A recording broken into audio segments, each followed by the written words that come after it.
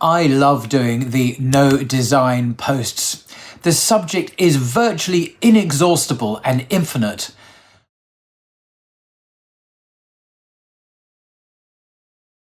God's design in creation is everywhere we look. From the apparently simple flower to complex DNA, we see evidence of design in the universe. It's not just the irreducibly complex molecular machines, or how the laws of physics unexpectedly conspire in an extraordinary way to make the universe habitable for life.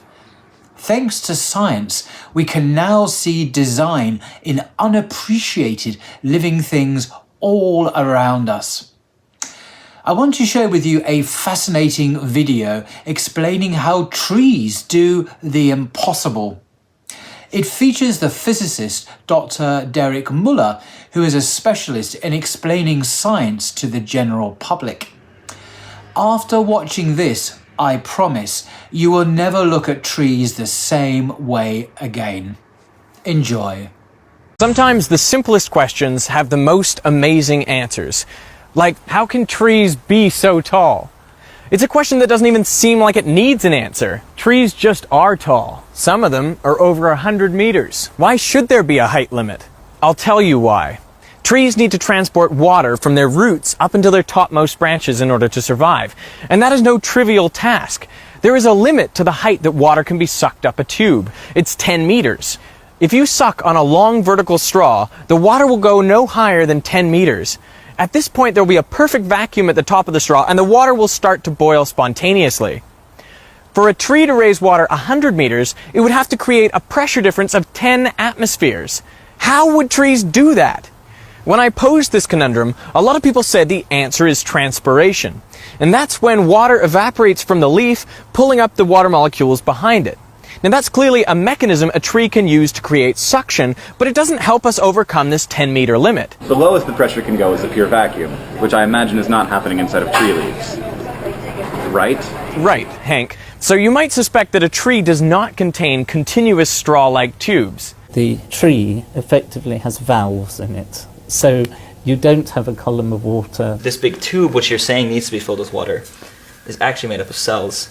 Although these are good speculations, they don't turn out to be correct. Scientists who study trees find that the xylem tubes that transport water do contain a continuous water column.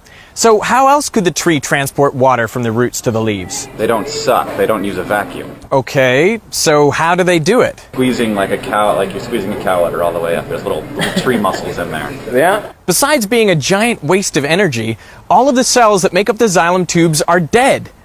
What about osmotic pressure?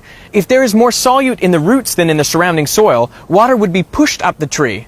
But some trees live in mangroves where the water is so salty that osmotic pressure actually acts in the other direction, so the tree needs additional pressure to suck water into the tree. Then it must be capillary action.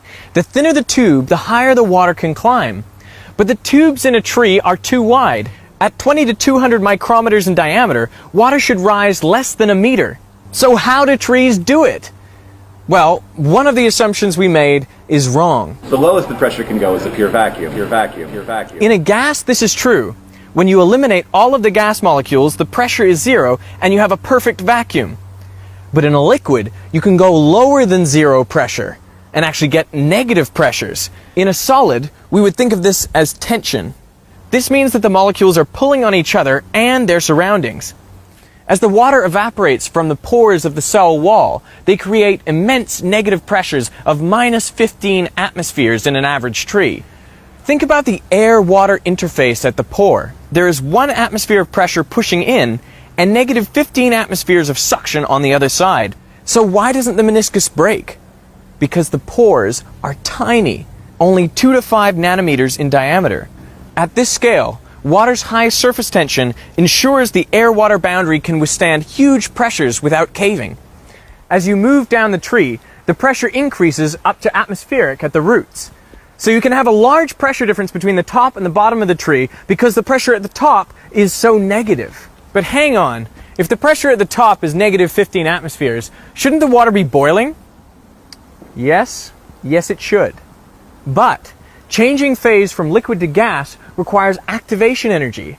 And that can come in the form of a nucleation site, like a tiny air bubble. That's why it's so important that the xylem tubes contain no air bubbles. And they can do this because, unlike a straw, they've been water-filled from the start.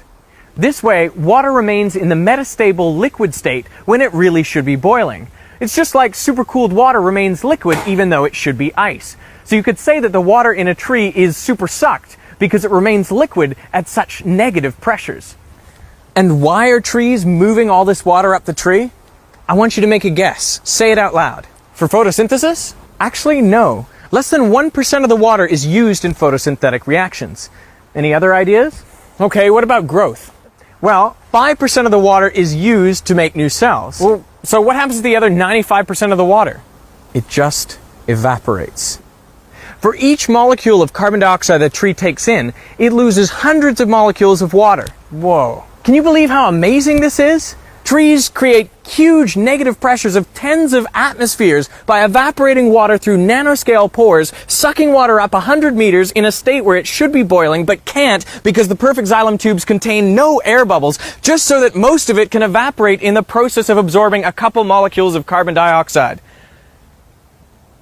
I will never look at trees the same way again.